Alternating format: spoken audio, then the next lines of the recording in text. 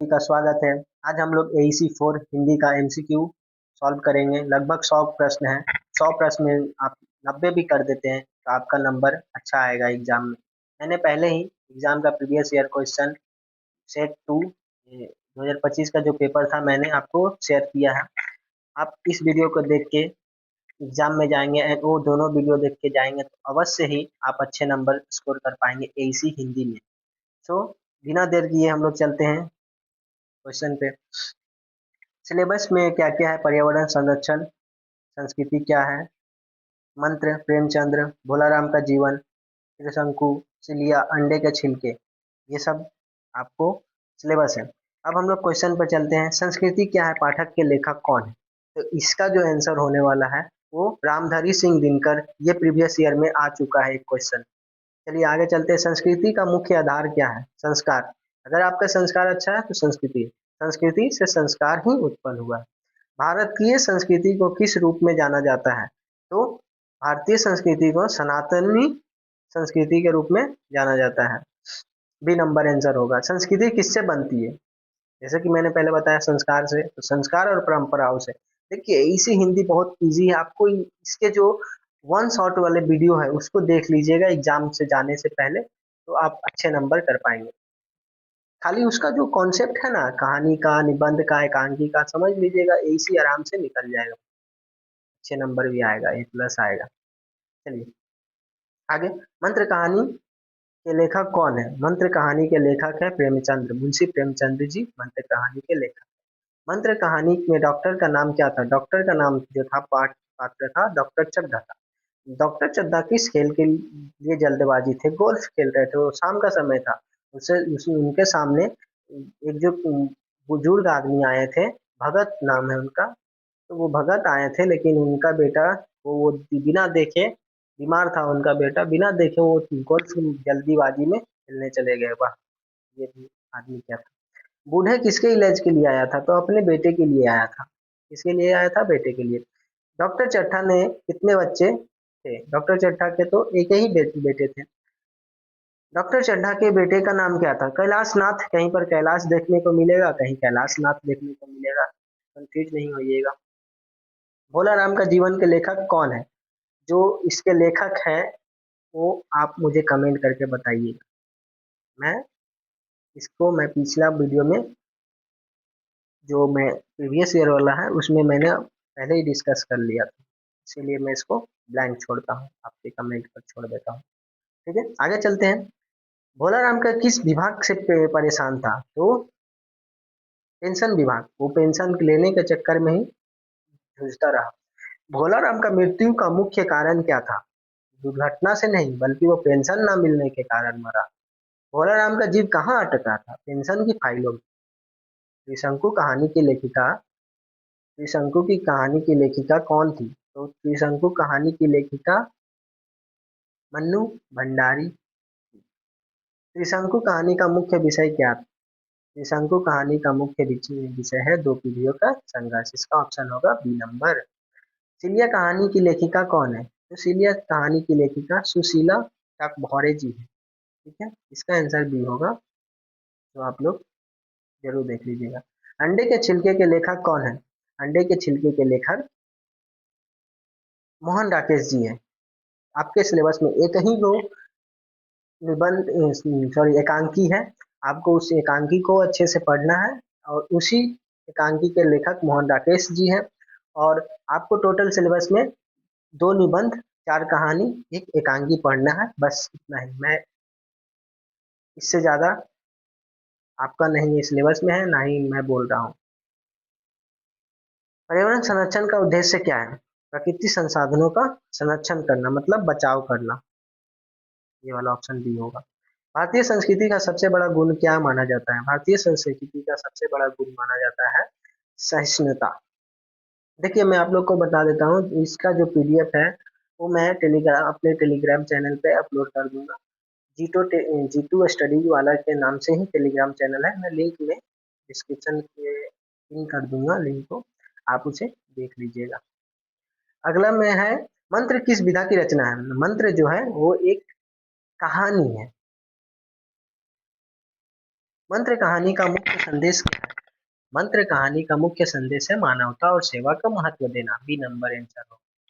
Doctor Chadha को अपनी गलती का एहसास कब होता है? जब उसका पुत्र संकट में पड़ता है तब। भोला राम का जीव किस प्रकार की रचना है? एक व्यंग्यात्मक रचना है, इसमें कवि व्यंग करते हैं। चलिए बताते चलिए कि आप लोग को वीडियो कैसा लग रहा है, बोर तो नहीं ना हो रहे? भोला राम का जीवन में सरकारी व्यवस्था पर किसका व्यंग किया गया है? एक लाल फित शाही में व्यस्त के रूप में इसको व्यंग किया गया है। भोला राम का जीवन में किस देव देवर्षि का उल्लेख है? नारद मुनि देवर्षि है, उनका उल्लेख किया गया है। इसका ऑप्शन सी होगा, 26 नंबर का आंसर सी। त्रिशंकु कहानी की नायिका कौन है? त्रिशंकु कहानी की नायिका जो मुख्य नायिका है तन्नू, ऑप्शन नंबर बी, 27 का बी। तन्नू किससे प्रेम करने लगती है? ऑप्शन नंबर सी, शेखर से। तन्नू शेखर से प्रेम करने लगती है क्योंकि उसका कारण भी उसकी माँ थी, उनसे दोस्ती करवाती है। तो साधारण सी बात है, जब दो एक ही उम्र के युवा आपस में मिलेंगे, बात करेंगे, तो ये प्रेम तो होना ही था। इसका ऑप्शन सी होगा। त्रिशंकु कहानी में शेखर कौन है? शेखर कॉलेज का एक छात्र है जो कि अब तन्नू का दोस्त भी बन गया था। त्रिशंकु शीर्षक किस स्थिति का प्रतीक है? द्वंद्व असमंजस, मतलब असमंजस मतलब क्या होता है? किसी भी घटना को दोनों तरफ से ना उसको सॉल्व किया जा रहा है, ना ही किसी तरह का उसका हल निकल रहा है, ऐसा होता है ना, उस पर दिखा गया। सिलिया कहानी की मुख्य विषय क्या है? सिलिया कहानी का मुख्य विषय है दलित एवं स्त्री चेतना। सिलिया कहानी में दिखाया गया है कि किस तरह एक लड़की अपनी दलित के कारण डेली डेली अत्याचार सह रही थी, बहुत किस्म का उसे बोला जा रहा था उनके परिवार को। इस तरह की घटना को इसमें दिखाया गया है। सिलिया किस वर्ग का प्रतिनिधित्व करती थी?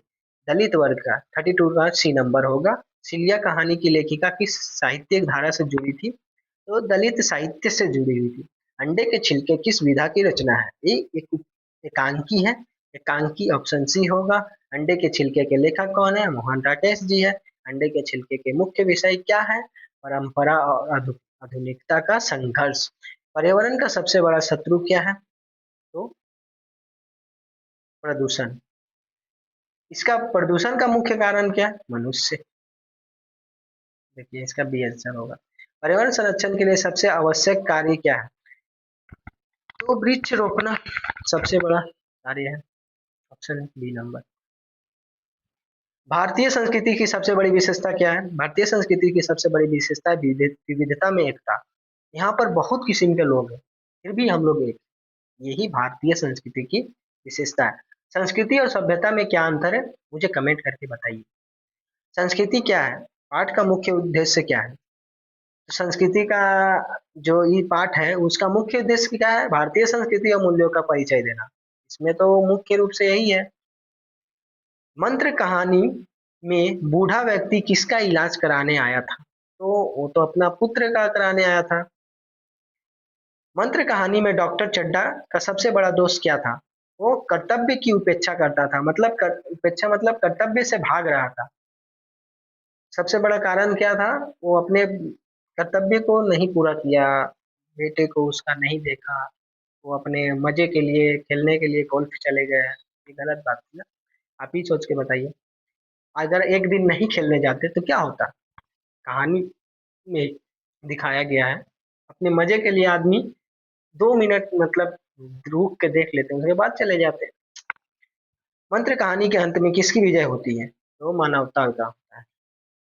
भोला राम का जीवन किस साहित्यिक विधा की उत्कृष्ट रचना है? तो भोला राम का जीव जो है वो एक जीवनी नहीं है, व्यंग कथा है। एक व्यंग कथा है। भोला राम का जीव में किस समस्या पर सबसे अधिक व्यंग किया गया था? तो इसका आंसर होगा भ्रष्टाचार और लाल फितशाही में। भोला राम का जीवन में फाइल कहाँ अटकी हुई थी? तो सरकारी दफ्तरों में। इसका आंसर होगा सरकारी दफ्तरों में, सी नंबर। त्रिशंकु कहानी की नायिका की माँ किस विचारधारा का समर्थन करती है? तो त्रिशंकु कहानी में आधुनिक विचारधारा का समर्थन मैंने पहले ही बता दिया। त्रिशंकु में जो महिला है, उनकी जो माँ है, जो तन्नू की माँ है, वो आधुनिक विचारधारा से बहुत प्रभावित थी और उनका विचारधारा भी आधुनिक था। त्रिशंकु में शेखर और तन्नू का संबंध किसका प्रतीक है? एक युवा प्रेम का। युवा प्रेम मतलब जो उनका दोस्ती था, तो प्रेम तो होना ही था, तो वो युवा प्रेम का प्रतीक था। त्रिशंकु शीर्षक का संबंध किस पौराणिक पात्र से है? तो त्रिशंकु से है। त्रिशंकु त्रिशंकु कहानी के जो प्रमुख संघर्ष किसके बीच है? तो पुरानी और नई पीढ़ी में। ऑप्शन नंबर बी होगा। मैं एक काम करता हूँ, इस वीडियो को दो पार्ट में बांट देता हूँ। मैंने एक पार्ट कंप्लीट कर दिया 50 क्वेश्चन को। मैं अगले वीडियो में 50 क्वेश्चन लेके आऊंगा, क्योंकि ये बहुत लेंदी हो जाएगा, थोड़ा बोरिंग टाइप हो जाएगा, इसलिए मैं बोरिंग नहीं करना चाहता। सो आप लोग को कैसा लगा वीडियो, कमेंट में जरूर बताइएगा। 50 में कितने सही हुए ये कमेंट करके जरूर बताइएगा मुझे। अगर आप लोग को कोई स्पेसिफिक सब्जेक्ट पर वीडियो चाहिए या टॉपिक पे चाहिए, या इस एईसी के किसी चैप्टर पर चाहिए, पाठ्यक्रम पर, तो आप मुझे कमेंट कर सकते हैं, मैं उस पर जरूर वीडियो बनाऊंगा। धन्यवाद। जय हिंद।